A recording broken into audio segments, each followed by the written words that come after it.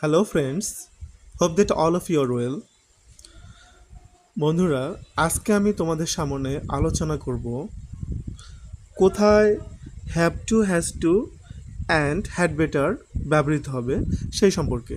Friends, have to অথবা has to এই দুটোর অর্থ হচ্ছে আবশ্যক অর্থে ব্যবহৃত হয়ে থাকে, আর হ্যাড বেটার হচ্ছে উত্তম অর্থে ব্যবহৃত হয়ে থাকে।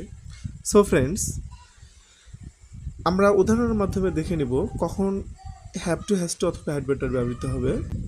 সো এখানে একটা এক্সাম্পল দেখো তোমরা। আগামীকাল তোমার পরীক্ষা, তোমাকে পরীক্ষায় উপস্থিত থাকতে হবে, তুমি তাড়াতাড়ি গেলে ভালো হয়। সো ফ্রেন্ডস, এখানে দেখো পরীক্ষাতে উপস্থিত থাকাটা আবশ্যক না তাড়াতাড়ি যাওয়াটা আবশ্যক?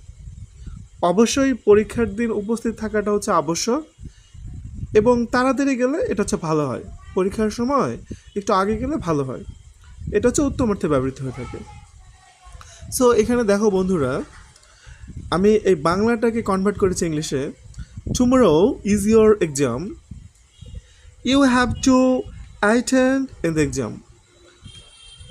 এখানে হ্যাভ টু ব্যবহার করার কারণ হচ্ছে তোমাকে অবশ্যই পরীক্ষাতে উপস্থিত থাকতে হবে। এটা হচ্ছে আবশ্যক, যার কারণে হ্যাভ টু ব্যবহৃত হয়েছে। এবং এখানে দেখো you had better go fast, তোমাকে তাড়াতাড়ি গেলে এটা ভালো হয়, উত্তম অর্থে ব্যবহৃত হয়েছে। এখানে ফ্রেন্ডস আরও উদাহরণ দেখো তোমরা। তোমাকে সলাদ কায়েম করতে হবে। সো ফ্রেন্ডস, সলাদ কায়েম করা এটা হচ্ছে তোমার আবশ্যক অর্থে ব্যবহৃত হয়েছে। সো এখানে হ্যাভ টু অথবা হ্যাজ টু ব্যবহার করতে হবে। ইউ হ্যাভ টু পারফর্ম সলা, এখানে ইউটা হচ্ছে সেকেন্ড পারসন, যার কারণে হ্যাভ টু হয়েছে। আর হ্যাজ টু হচ্ছে তোমার থার্ড পারসন সিঙ্গুলার নাম্বারে ব্যবহৃত হয়ে থাকে। ফ্রেন্ডস, এখানে দেখো ছেলেটি জ্বরে ভুগছে, তাকে ঔষধ খেতে হবে। তাহলে এটা হচ্ছে অবশ্যই আবশ্যক, কারণ জ্বর হলে অবশ্যই তো ঔষধ খেতে হবে, অসুখ হলে ওষুধ খেতে হবে। এটা হচ্ছে আবশ্যক অর্থে ব্যবহৃত হয়ে থাকে। সেক্ষেত্রে দেখো, the boy has been suffered from fever, he has to take medicine. So friends, এখানে এটা হচ্ছে থার্ড পারসন সিঙ্গুলার নাম্বার, যার কারণে এখানে হ্যাজ টু ব্যবহৃত হয়েছে। এটা হচ্ছে আবশ্যক অর্থে।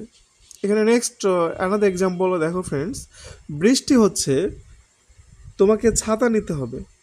সো ফ্রেন্ডস, বৃষ্টি হচ্ছে, ইটস রেইনিং, তোমাকে ছাতা নিতে হবে।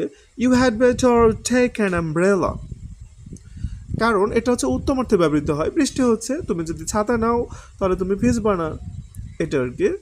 সো এখানে হ্যাড বেটার ব্যবহৃত হয়েছে।